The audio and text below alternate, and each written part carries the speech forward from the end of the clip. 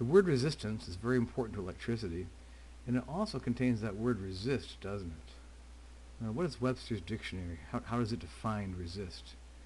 To resist something is to keep it at bay, or to fend off its influence or advance.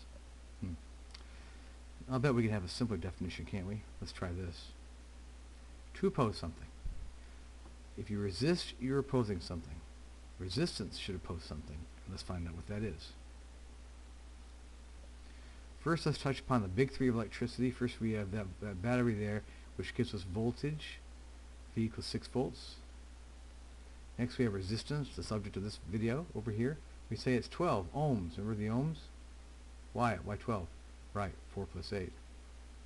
Finally, down here we have current, 0.5A, that's amperes. Now we got that by using this formula. This is Ohm's law in that version. We can change it to that version to get I by itself, which we often do because we're often asked to calculate current I. So I'll use that version. Let's see, V is 6, right? R is 12, correct? So I, current, is 0.5 amps. Those are the big three.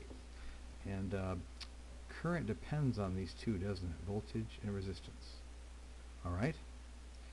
Question is, what does resistance resist? What does it oppose? Well, it doesn't oppose voltage, does it? It can't oppose resistance, can't oppose resistance itself. What's left? Sure. Resistance opposes current, of course. If you increase resistance, you're going to reduce your current. One way of understanding that is this. Let's look at the formulas. Here's Ohm's law to begin with, the first version, which we can convert to that version to have I by itself. We'll start there. And I ask the question, if you increase this, what's going to happen? If you increase the bottom of the fraction, R, what's going to happen to I? Well, let's have an example here. 12 for your voltage, let's say, 2 for your resistance. Your I is going to be 6, isn't it? Before you go on, your video code is oppose.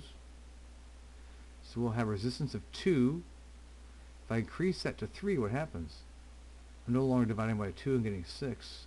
I'm dividing by 3 and getting 4. So if you increase the bottom, and that's resistance, doesn't that reduce current? Yes. And that shows the resistance opposes current. That's it for this little video. Resistance opposes current. Let's end this off on a silly note. Mr. Current is here. He's being resisted by Mr. Resistance, isn't he? Or opposed. Silly. Bye.